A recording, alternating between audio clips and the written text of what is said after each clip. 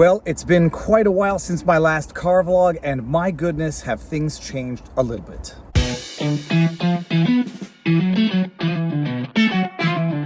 Viva Frei, Montreal litigator turned rumbler, because as many of you now know, I have moved to Florida. I have an exclusive agreement with Rumble. I actually bought a Jeep Wrangler in which I am doing this vlog. It's been a while. I think we need to compare side by side the last car vlog I did to this car vlog right now. Viva Frei, Montreal litigator turned YouTuber, and this is Winnie the Westie, and a story that I had been following closely from day one is the January 6th, let me just get my hands out here, insurrection. So I have temporarily changed my residence to the wonderful, sunny, and above all else, free state of Florida. I'm still a Canadian citizen, so I can still opine on Canadian politics. I now live in the States, so I can comment on American politics without people saying, you're just the Canadian schnook. What business do you have commenting on our politics? For those of you wondering why you haven't seen a car vlog in a while, I have started doing daily or quasi-daily live streaming. I like it much more, but it is time to do a vlog in the new car, a Jeep. What kind of car is this? A Jeep Wrangler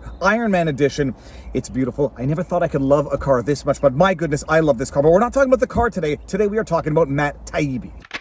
For those of you who have been living under a rock and have not heard of this little thing called the Twitter files, which were a series of files exposing the deep, insidious corruption, the incestuous relationship between government, intelligence, and social media, and the undue pressure that government and intelligence were placing on social media, I don't know what to say. You should go and do a little homework to find out what the Twitter files are. But today, we're going to talk about one aspect of the Twitter files, which involves a fight between Taibbi, journalist, and journalist Mehdi Hasan, and I put that in scare quotes because Mehdi Hasan works for MSNBC, so I would say he's less of a journalist and more of a propagandist, but that doesn't mean he cannot be right from time to time, and in this exchange between him and Taibbi, he is unfortunately right on at least two issues. In substance, I say right in substance because being right on a specific issue but ignoring the broader issues is sort of like saying, I see the tree but I'm ignoring the forest, and my goodness, is Mehdi Hasan missing the forest? But here is a clip of his exchange, heated exchange, with Taibbi, wherein he calls Taibbi out on a couple of mistakes that Taibbi might have made in his reporting on the latest version of the Twitter files. You said the EIP was founded in response to the government dropping its proposal for a disinformation governance. Well, there you are. We're quoting you on screen. It wasn't. It was formed 2 years earlier. You suggest it was government funded, even though during the 2020 election that you're covering, it wasn't. You say they labeled 22 million tweets as misinformation in the run-up to the 2020 vote. They didn't. They flagged 3,000 election misinformation tweets for labeling, so you were only 21,997,000 off. And you also claim the EIP was, let me finish the question, you can come back in. You also claim the EIP was partnered with the government Cybersecurity and Infrastructure Agency, CISA, to censor Twitter, but you mix up CISA, CISA, a Homeland Security Agency, with the Center for Internet Security, the CIS, which is a non-profit. In fact, you added an A to CIS. I think people can see it there in brackets to make that false claim. It's just error after error, Matt, on just this one topic. Just to pause here and illustrate what you're witnessing right now is a debate tactic called the Gish galloping. And it's a tactic of bombarding your adversary with so many elements, so many disputed facts or facts, so much information that they don't know how to respond because they cannot respond to each and every one of them because you just bombarded them so hard with so much stuff. Gish gallop, Mehdi Hasan is employing it masterfully here.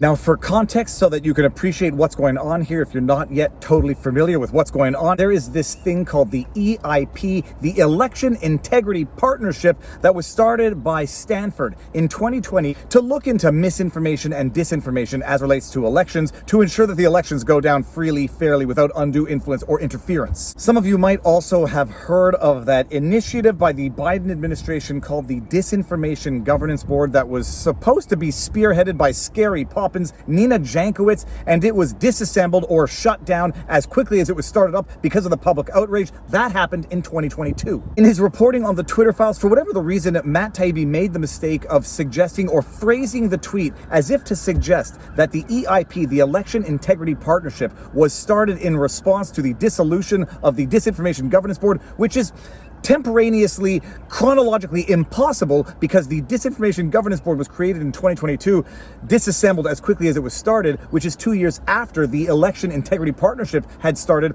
Okay, so there's a mistake there. There's a chronological mistake there. Maybe a bit of framing that is totally inaccurate because something that happened earlier could not have been in response to something that happened afterwards. But it sort of misses the point of the Election Integrity Partnership to begin with. Stanford University started the Election Integrity Partnership, and by virtue of the fact that it's called a partnership, that means that it has partners.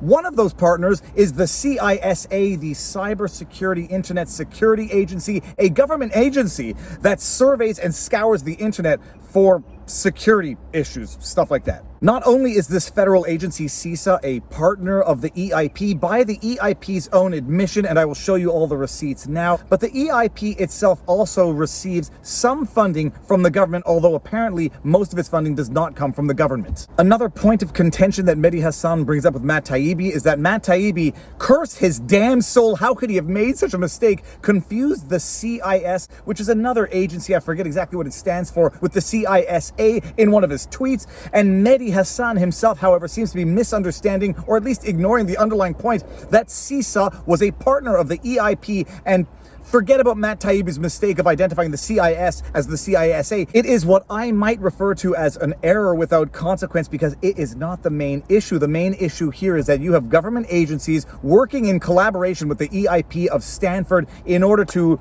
flag, review, and then make reports, which it then submitted to social media platforms as relates to tweets and accounts that had to be surveyed, watched, and potentially flagged for election disinformation and misinformation. Mehdi Hasan rightly points out that Matt Taibbi confused the CIS with the CISA, but my goodness, that is to see the trees and miss the forest. Another issue that Mehdi Hasan brings up with Matt Taibbi, and I'm still unclear as to the actual truth of this matter, and at the end of the day, that should be the most important thing, not dunking on a journalist to say that he made some mistakes which are either understandable or inexcusable depending on your political alignment. At the end of the day, we want the truth. Mehdi Hasan brings up a point with Matt Taibbi that Matt Taibbi claims that something like 22 million tweets were labeled, flagged. I don't exactly know what term they're using, but that 22 million tweets were labeled by the Election Integrity Partnership for the purposes of being reviewed, flagged, labeled for misinformation leading up to the 2020 election. Now, there appears to be some bona fide debate or dispute as to this number. Mehdi Hasan says it's only like something like 3,000 tweets that were actually flagged or labeled by the EIP.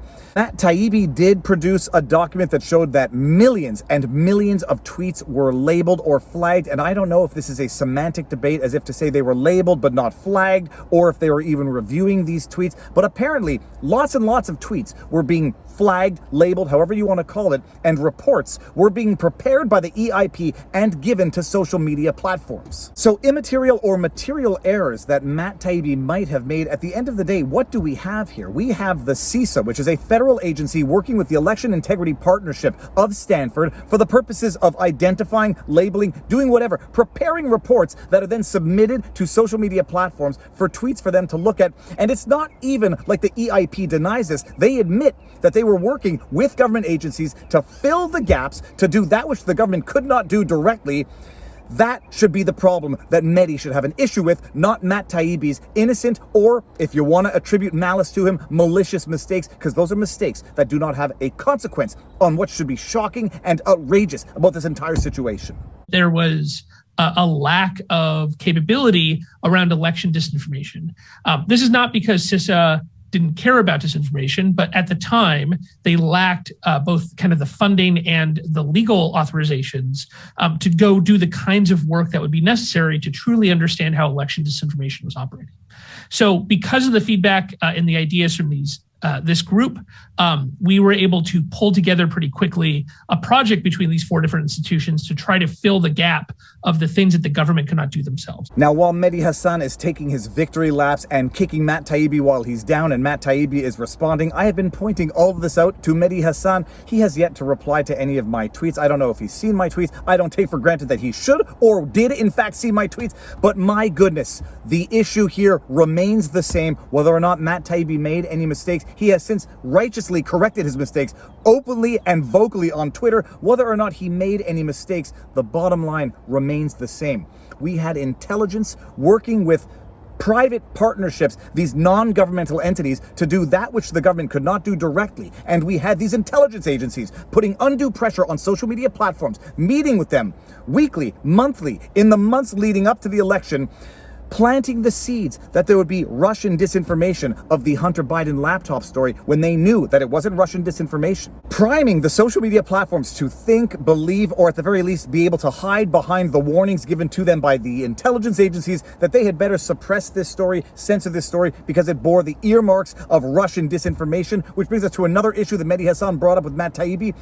Some of the tweets that were taken down as relates to Hunter Biden. Mehdi Hasan said, well, Matt Taibbi, do you know what those tweets were? Do you know what images were included in those tweets? And Matt Taibbi said, no, I don't really need to know what images was in those tweets. They were being censored. And then Mehdi Hasan says, well, those tweets contained unauthorized nudes of Hunter Biden doing God knows what, and only God knows what he was doing. Those contained unauthorized nudes that were being disseminated on Twitter in violation of their terms of service. So Twitter was right to take those down. You know what? There's only one problem with that. That wasn't the justification Twitter gave for taking it down at the time. You wrote, by 2020, requests from connected actors to delete tweets were routine. One executive would write to another, more to review from the Biden team. The reply would come back, handled.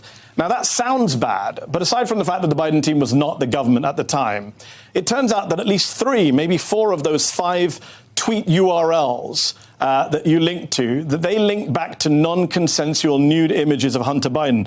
Why was it wrong, Matt, for the Biden campaign, not the government at the time, to ask Twitter to enforce its own terms of service against people basically posting revenge porn? Do you understand why people question your credibility on this whole project when you omit such crucial context right from the get-go? First of all, the reason that's important is because the ordinary person can't just call up Twitter and have something taken off Twitter. If you put something nasty about me on Twitter, I can't just call up Twitter and talk to the government liaison, whose name I won't mention on the air, and say, hey, can you take care of this? And have them take care of that. When you discover that actually it was simply a violation of Twitter's terms of service, that these were nude, non-consensual images for Hunter Biden, why not mention that? Did you not know? In which case, no. That's kind of incompetent. Or did you know and you were just hiding it from people? Incompetent?